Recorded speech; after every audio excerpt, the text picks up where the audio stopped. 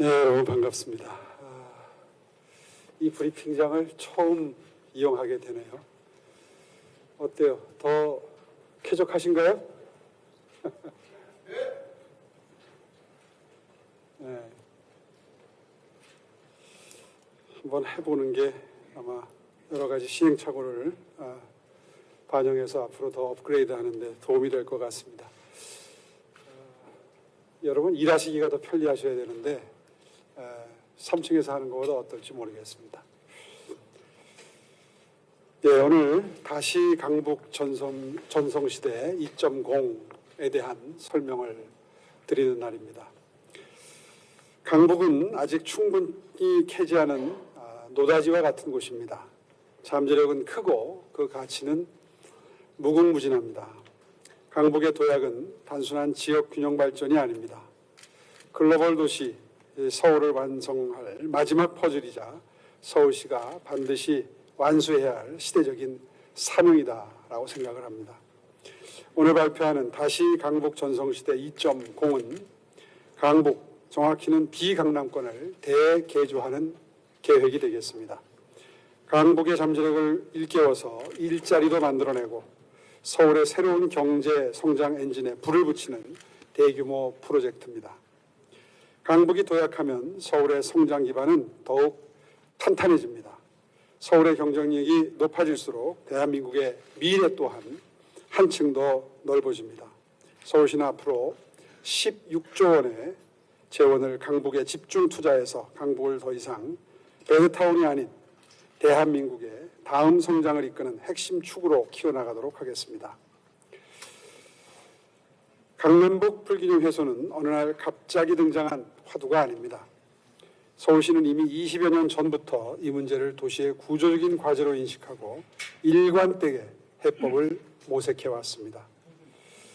먼저 그 제도를 바꾸었습니다. 2008년도에 재산세 공동과세와 강북지역 교부금 추가 지원을 시작했고 그 결과 강남북의 재정격차를 27.4배에서 5.5배까지 대폭 줄인 바 있습니다. 특히 재산세 공동과세는 재정격차 완화를 넘어서 서울의 도시구조를 근본적으로 바꾼 균형 발전의 초석이 되었습니다. 2009년도에는 전국 최초로 도시계획 사전협상 제도를 도입해서 공공성과 사업성을 함께 확보할 수 있는 기반도 마련한 바 있습니다. 이 제도는 지금 전국으로 확산이 되면서 도시가 고르게 그리고 전략적으로 성장하는 중요한 토대가 되고 있습니다. 이어서 2024년부터는 권역별 경제 거점 구축과 도시 인프라 조성을 아우르는 서울 대개조 프로젝트를 통해서 강남북 균형 발전에 다시 한번 속도를 내고 있습니다. 강남북 균형 발전의 핵심 축은 단연 교통 인프라입니다. 지난해 말에 강북 주민들의 일상을 바꿀 수 있는 강북 횡단 지하 도시 고속도로 건설 계획을 발표한 바가 있습니다. 노후화된 내부 순환로와 북부 간선도로를 철거하고 지하에 왕복 6차로의 도시 고속도로를 신설하는 대규모 사업입니다. 고가도로가 사라진 지상 공간은 녹색공원 등 시민을 위한 공간으로 돌려드리는 게 이 사업의 핵심입니다. 강북 주민의 오랜 수건인 강북 횡단선도 다시 추진하게 됩니다. 강북 횡단선이 예비 타당성 조사를 통과할 수 있도록 제도 개선 건의를 포함해서 가능한 모든 노력을 현재 기울이고 있습니다. 서울시의 도전과 노력이 쌓이면서 강북의 변화는 이미 시작되었습니다. 2024년 3월 강북 전성시대 발표 이후 현재까지 40여 개의 크고 작은 변화가 강북 곳곳에서 속도감 있게 진행되고 있습니다. 광운대역 물류부지 개발, 동부 화물터미널 복합개발, 동서울터미널 현대화, SDBC 조성 등 굵직한 미래형 일자리 사업이 차질 없이 순항 중에 있습니다. 더 나은 주거환경 조성을 위한 노력도 이어지고 있습니다. 현황 용적률, 높이 규제 완화 등 각종 규제 철폐와 제도 개선으로 정체돼 있던 정비사업에 다시 활력이 돌고 있습니다. 내년 상반기 완공을 앞둔 서울 안해안을 비롯해서 한강과 주요 지천의 감성과 접근성을 살린 수변 활력 거점, 강북 지역의 대학 자원을 활용한 대학 혁신 공간도 서울의 경쟁력과 매력을 함께 끌어올리고 있습니다. 그러나 여전히 해결해야 할 과제는 남아 있습니다. 2024년 기준으로 강남 3구의 총 사업체 수는 강북 3구, 노원, 도봉, 강북 3개 구보다 2.7배가 많습니다. 반면에 지하철 역사당 인구수는 강북이 강남보다 2.1배가 많아서 교통인프라 확충도 시급합니다. 도시고속도로 역시 강남이 강북보다 1.5배나 길어서 교통격차도 분명히 존재하는 게 현실입니다. 강북의 변화는 이미 시작됐습니다.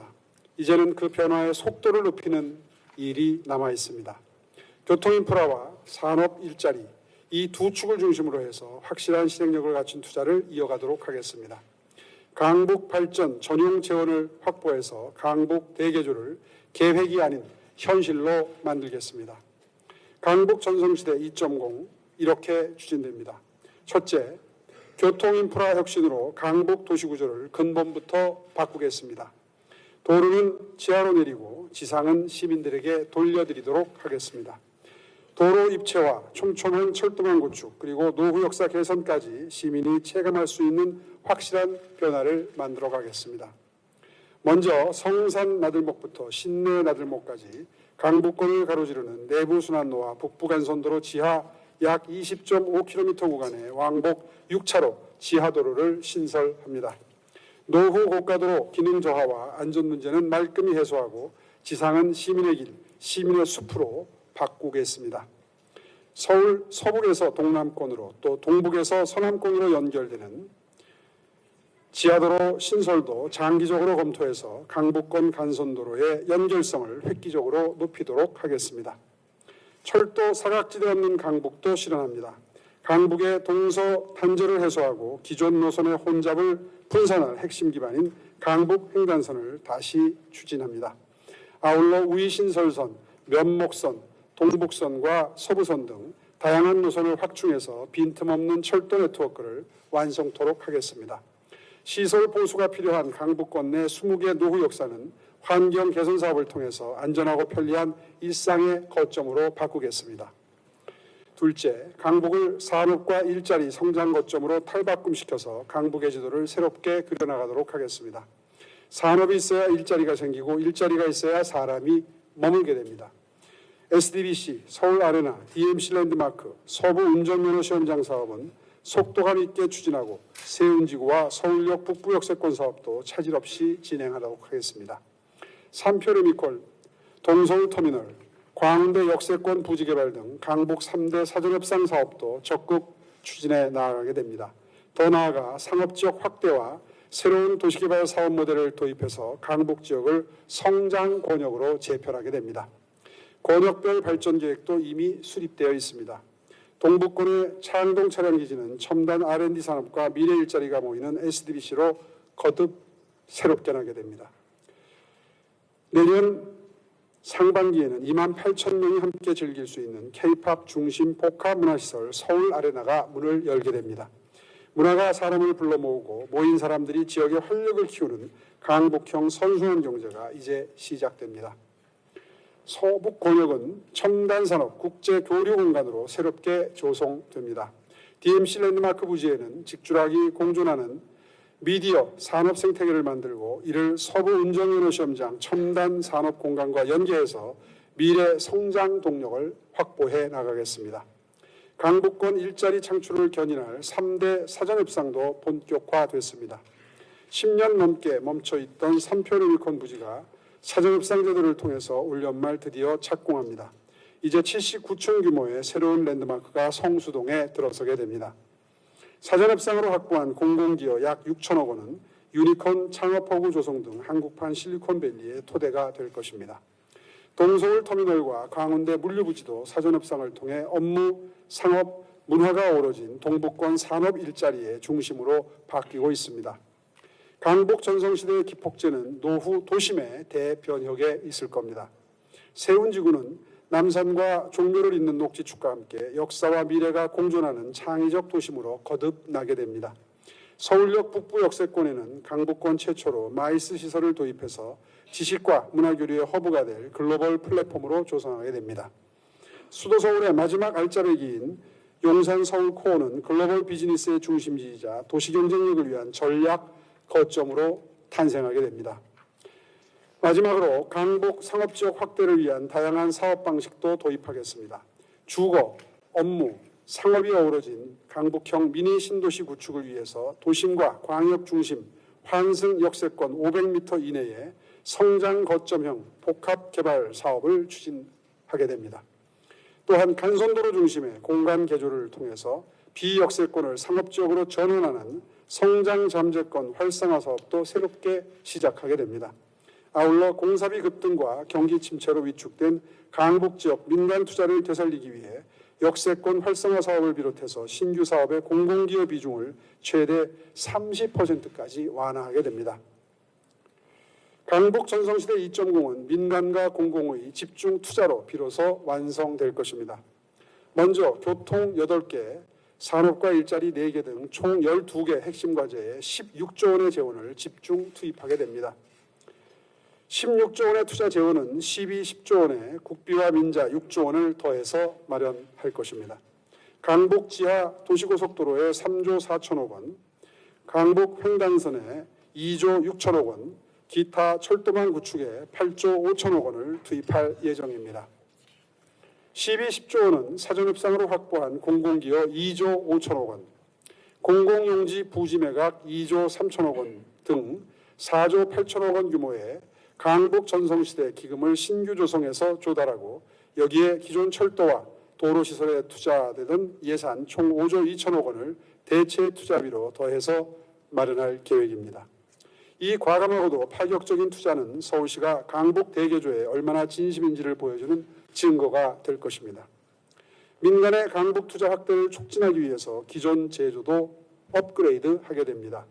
기반 시설이 충분한 지역의 공공기여는 줄이는 대신 광역 사용이 가능한 공공기여의 현금 비중을 기존 30%에서 70%로 확대하도록 사전협상 제도를 개편하겠습니다. 또한 동남 권역에 집중됐던 사전협상 제도를 강북권까지 확산하기 위해서 사전협상 비활성화 권역에 대한 지원 방안을 마련해서 강북 개발 사업을 활성화하겠습니다. 덧붙여 시소유 부지 중 매각 대상지를 적극 발굴해서 매각 대금을 강북 전성시대 개정의 핵심 재원으로 활용하겠습니다. 짧게는 4년, 길게는 10년 뒤 교통, 산업, 일자리가 어우러진 완전히 새로운 강북을 만나게 될 것입니다. 주요 사업의 추진 일정은 보시는 바와 같습니다. 강북은 서울의 미래입니다. 과감하고 신속한 투자로 완성될 강북의 미래는 교통 인프라 확충으로 지역 간 단절이 없는 쾌적한 도시, 산업, 일자리 확대로 직주락이 어우러진 선순환 구조의 활력 도시, 서울의 정체성을 대표하며 전 세계 관광객의 사랑을 받는 글로벌 도시입니다. 이제 강북이 서울의 발전을 이끌 차례입니다. 네, 다음으로 기자단 질의응답 시간을 갖도록 하겠습니다. 시장님께 질문 있으신 기자님들 손들어 주시기 바랍니다. 네, 한국일보 김진석 기자님.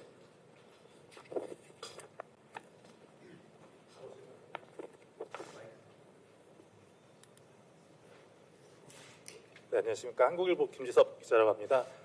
오늘 이제 기자 설명회를 포함해 최근 강북 현장 행보가 들고 강북 전성시대 메시지도 이제 지속적으로 내고 계십니다. 네, 다만 이제 민주당에서는 또 선거가 다가오니 강북을 챙긴다고 비판하는데 이에 대한 시장님의 생각이 좀 궁금합니다. 네, 선거가 다가오니까 이제 그런 식의 비판이 물이 들어온 비판이 많이 등장하는데요. 실제로 서울시정에 대해서 무지했던 결과 나오는 비판이라고 저는 생각을 합니다. 이미 오랫동안 취입해 오시던 언론인분들은 몇 번 했던 용어가 다시 강북 전성시대입니다. 그동안에 강북 지역에서 있었던 여러 가지 착공식이라든가 혹은 발표회라든가 현장 방문을 통해서 다시 강북 전성시대라는 이런 어떻게 보면 강북 지역을 다시 옛날에 강남이 없었던 시절에 그 서울의 중심으로 다시 되돌리겠다는 저의 의지를 자주 표명했었습니다. 돌이켜보면 다시 강북 전성시대라는 표현을 쓰기 시작한 것은 24년 3월경이었던 걸로 기억이 되고요. 그 전에도 강북 지역에 대한 투자를 꾸준히 발표를 해왔습니다. 예를 들어서 2006년도, 그러니까 제1기 시정 때죠. 벌써 한 20년 전, 19년 전이네요. 그때 강남북 균형발전이라는 화두를 가지고 시정을 이끌었었습니다. 제 기억에 균본이라고 하는 이름도 균형발전본부죠. 그 균본도 그때 당시에 조직 정비가 새롭게 됐었습니다. 강남북 균형발전은 뭐 어느 시장도 화두로 늘 삼을 수밖에 없는 주제인데 이제 최근에 강북 지역에 대한 이야기를 좀 자주 하다 보니까 그게 뭐 선거용이다 이런 식의 비판이 등장하는 것 같습니다. 2006년도에 2007년도였나요? 이 재산세 공동과세 제도 도입한 게 지금은 뭐 당연하게 느껴집니다. 아까도 잠시 언급이 있었습니다. 그 굉장히 재원이 풍족한 자치구와 풍족하지 않은 자치구의 재정 격차가 그때 당시에 많이 벌어진 곳은 27배 정도 벌어졌었어요. 그 상태로 내버려두면 뭐 갈수록 그 격차가 가위 벌어지듯이 이렇게 벌어질 게 불을 보듯 분명해서 당시에 재산세 공동과세 제도를 정말 굉장히 열심히 설득하고 많은 우여곡절을 거쳐서 당시에 구청장 협의회장이던 노원구의 그 노재동 구청장님이 구청장들을 주로 설득해 주시는 역할을 맡고 서울시는 국회를 설득하는 역할을 해서 참으로 어려운 우여곡절 끝에 재산세 공동과세 제도가 시행되게 됩니다. 그게 아마 가장 큰 강남북 격차를 줄이는 효자 노릇을 하고 있는 아주 실효성이 있는 대책일 것이라고 누구든지 다 인정해 주실 거고요. 그게 벌써 20년 전부터 시작된 변화입니다. 서울시는 늘 강남 지역으로 옮겨간 경제 중심이 다시 강북의 도심, 부도심으로 옮겨지기를 모든 계획에 반영해서 준비해 왔고요. 그 결과가 최근에는 다시 강북 전성시대라는 이름으로 요약해서 정리돼서 발표되곤 했습니다.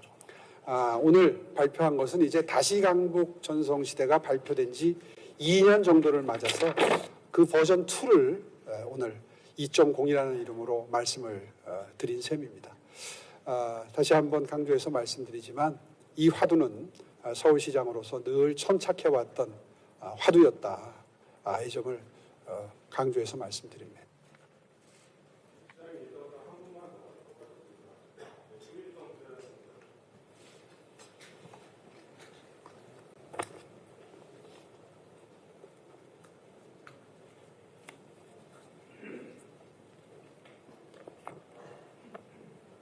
네, 안녕하세요. TV조선 부장입니다.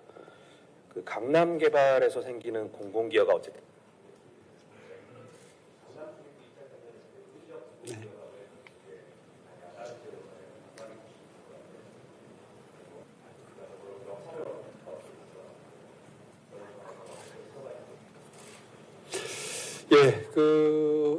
이 질문에 대한 답변을 드리기 전에 먼저 충분히 이 사전협상 제도와 공공기여 제도에 대한 이해가 선행이 돼야 될 것 같습니다.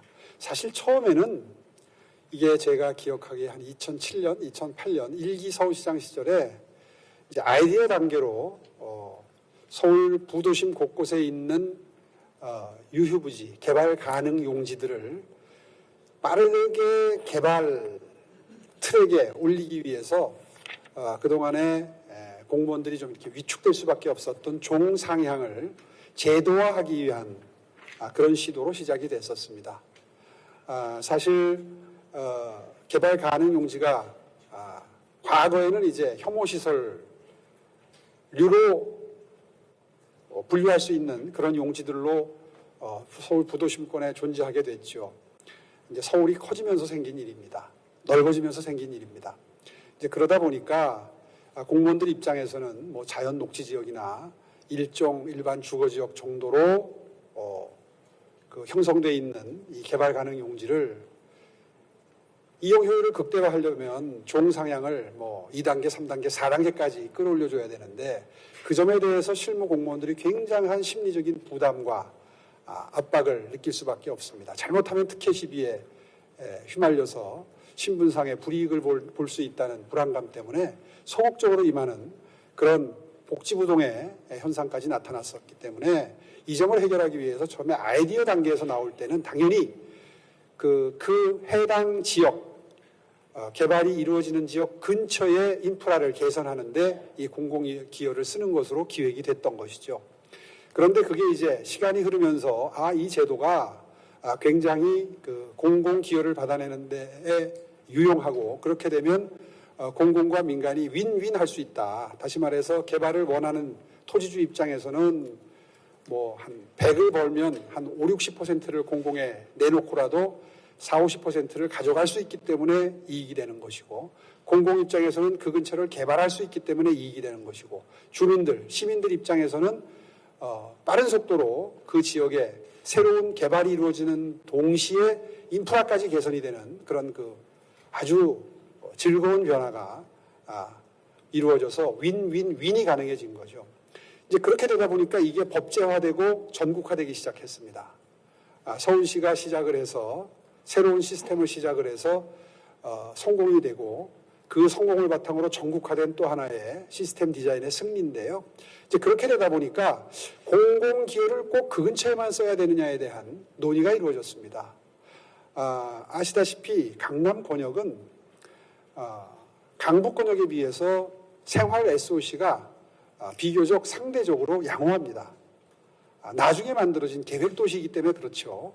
이제 그렇기 때문에 그거를 100% 다 그 근처에 쓰기보다는 절실하게 변화가 필요한, 개발이 필요한 곳에 생활 SOC의 보완이 필요하고 추가가 필요한 곳에 쓰는 게 더 효율적일 수 있겠다라고 하는 발상의 전환을 통해서 이러한 변화를 실행하게 되는 겁니다.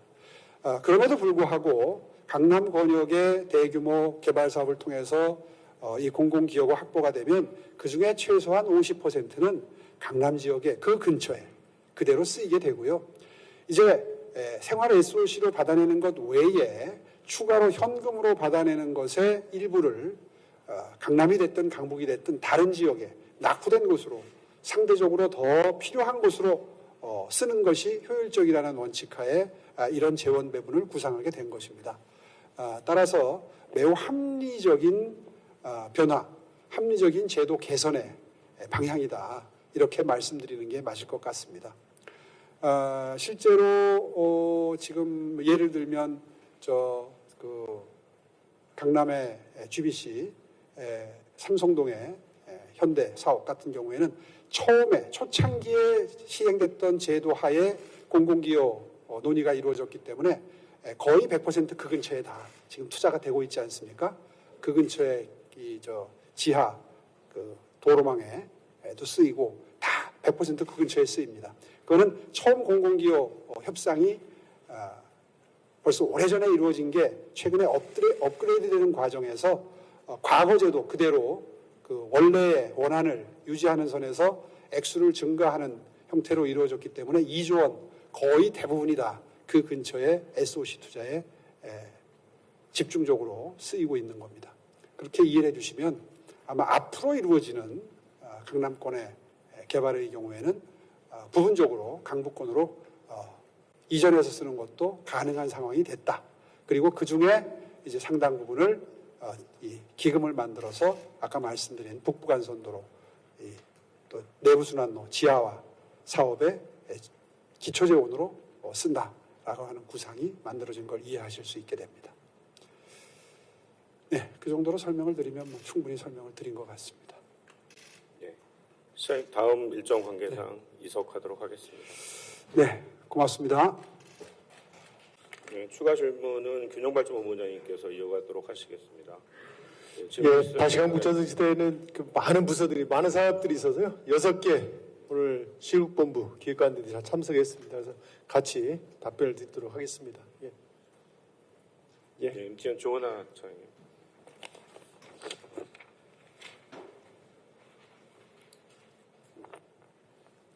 그 2024년에 발표했던 그 강북 전성시대의 중간성과 점검 정도로 오늘 발표가 이해가 됐는데요.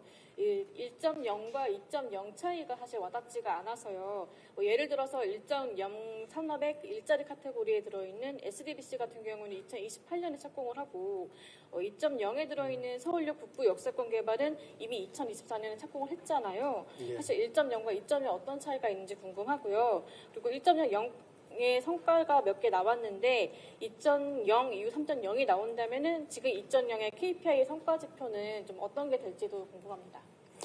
예, 그 차이를 먼저 말씀하셨는데요. 24년 3월에 다시 강북 전성시대를 발표하는 그 내용은 직주락이 어우러지는 강북, 그래서 40개 사업을 발표를 했고 현재 그 사업들은 순조롭게 지금 진행이 되고 있습니다. 그래서 이번에 2.0은 거기에 이제 다시 강북의 활성화가 중요한 게 직주락, 그러니까 산업 일자리 플러스 지금 현재 얘기하는 교통과 인프라가 굉장히 더 중요하다, 또한 중요하게 생겼다. 거기에 플러스해서 그에 따른 재원 대책을 마련해서 발표한 게 큰 핵심이라고 말씀드릴 수 있겠습니다. 그리고 1.0 사업들은 현재 순조롭게 진행되고 있어서 예를 들어 동북선이 27년도에 준공이 되고요. 또한 그 서울 아레나 같은 경우에도 27년도에 준공이 돼서 개관이 되는 등 순조롭게 지금 진행이 되고 있다고 말씀드릴 수 있겠습니다. 네, 다음 질문 받겠습니다. 네, 머니투데이 이지영 기자. 네, 설명 잘 들었습니다. 저희 그 강북 기금으로 4.8조 재원 마련해서 그 투자하겠다고 말씀 주셨었는데 이 공공부지 매각을 지금 현재 가능한 부지 후보군들이 어디에 있는지 이런 거 검토하신 내용이 있는지 좀 궁금합니다. 예, 그 부분 재정기획관께서.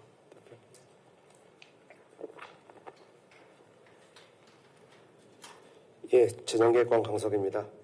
이번에 그 재원 마련 계획을 검토를 하면서 몇 개의 부지를 대상으로 검토한 결과 가장 안정적으로 재원 마련이 가능하다라고 한 부지의 매각 수입을 기준으로 재원 마련 계획을 수립하였습니다. 다만 이제 사업비가 필요한 그 시점에 가장 적절한 부지를 매각하기 위해서 전략적인 좀 판단이 필요합니다. 그런 과정에서 부지를 구체적으로 밝히지 못한 점에 대해서는 좀 양해를 부탁드리겠습니다. 예.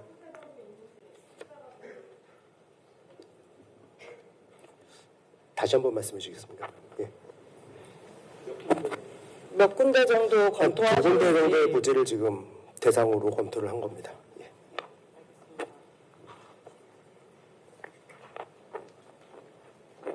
예, 다음 질문 있으신 기자님 손 들어 주십시오.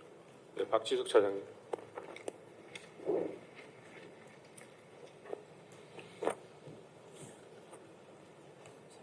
아시아투데이 박지숙 기자인데요. 두 가지 질문 드리고 싶은데 이게 민간 그 사전 협상을 전제로 한 것들 같은 경우에는 사업이 만약에 지연이 됐을 때 이 대안적인 재원 조달 방안이 혹시 있는지 여쭤보고 싶고요. 두 번째는 지금 이 대규모 개발을 하려고 예정된 이제 창동이나 상계, 그다음에 강원대 요 일대가 집가 상승이 불가피할 것 같은데 혹시 젠트리피케이션에 대한 우려에 대해서는 좀 어떻게 보고 계신지 대안이 있으신지 설명 부탁드립니다. 저 사전 협상에 대해서 미래기획관이 말씀드릴 거고요. 창동 상계 집가 상등, 젠트리피케이션 이 부분 어쨌든 그 지역이 발전을 하고 하면 그 부분은 뭐 질문하신 대로 어느 정도는 예상이 될 수 있을 걸로 생각은 듭니다. 그런데 현재 그건 별도로 어떤 그 주거책이나 집가 안정 이런 정책으로 충분히 커버되지 않을 생각됩니다. 예, 그 아까 사전 협상에 대해서 미래공감. 예, 미래공간계획관 김용학입니다. 사전 협상 관련해서 지금 재원으로 제시된 게 2조 5천억 정도 되는데요. 그 크게 지금 현재까지 확보된 게 그 현금 공공기여로 확보된 부분들이 있고요. 추가로 이제 확보될 사업을 저희가 뭐 지금 현재 협상 중이거나 협상 올해 내로 시작될 사업들 중에서 가장 보수적으로 한 4개 사업 정도만 선정을 해서 추가 공공기여 사업들을 선정을 했고요. 그 외에도 지금 역세권 활성화 사업 등 14개 정도 사업이 지금 진행이 되고 있는데 그런 부분들도 저희가 보수적으로 선정했다는 부분을 말씀을 드리겠습니다. 이 외에도 이제 그 협상이 진행이 되다 보면 아까 기자님 말씀처럼 일부 사업들은 계획보다 좀 지연될 수도 있고 어떤 사업들은 또 예상보다 또 좀 속도감 있게 진행이 될 수도 있습니다. 그래서 그런 부분들은 해당 시점에 맞춰서 유연하게 그리고 또 전략적으로 사업을 추진해 가도록 하겠습니다. 네, 다음 질문 받겠습니다. 네, MBN 안유정 기자님. 네, 그 강북 횡단 지하도로만 2037년에 완공을 목표로 하고 있는데 이게 현실적으로 4년에서 최대 10년 동안 이 모든 개발 사업을 이뤄낼 수 있을지가 궁금합니다. 강북 횡단선 질문은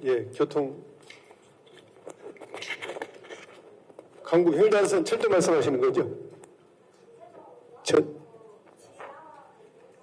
지하화와 철도 같이. 예. 예. 예.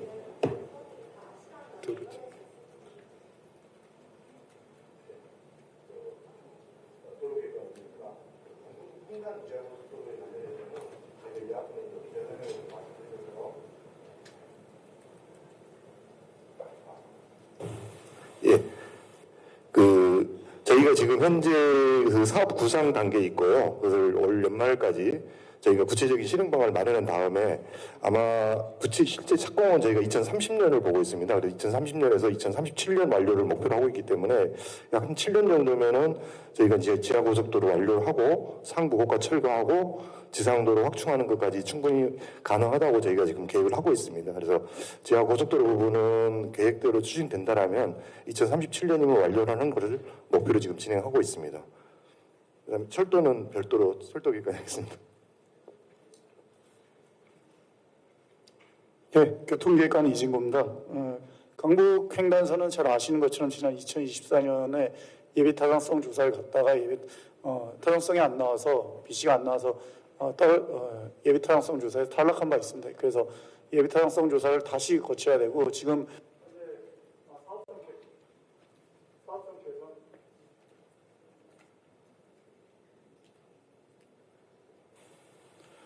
사업성 개선을 위한 다양한 방법들을 고민하고 있고 또한 서양 변경이나 이런 것들을 통해서 BC를 좀 더 높일 수 있는 방안을 지금 연구하고 있는 중이고요.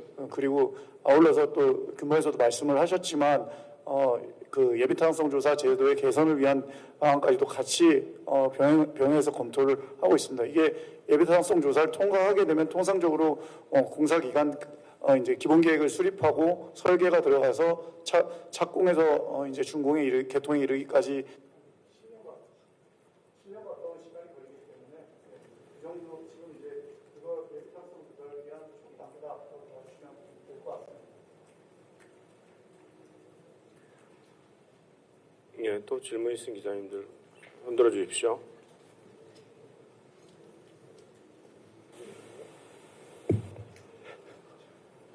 네, 한국일보 이인혁 기자님.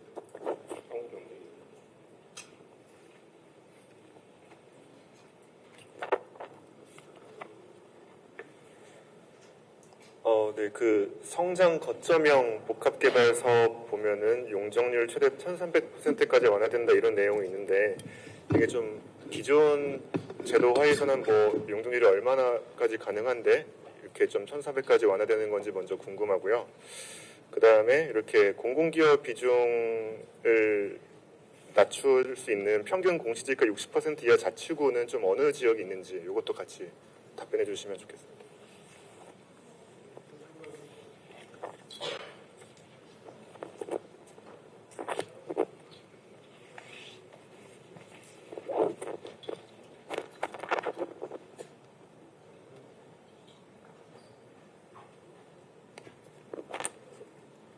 네, 도시공간기획관 남성현입니다. 지금 왼편, 보시는 왼편에 보신 성장 거점형은 저희가 지금 조례가 1월달에 제정이 됐고요. 시행 규칙과 이제 운영 기준이 6월까지 만들어집니다. 저희가 시행령상으로는 상업적 1,300%고 저희 조례상 800%여서 시행령상 국토계획 및 이용에 관한 법률 시행령상 1,300%까지 해주겠다는 내용입니다. 또 하나 그 질문이 저희가 공시지가의 60% 이하 자치구는 지금 한 8개 자치구 정도로 지금 추정하고 있습니다.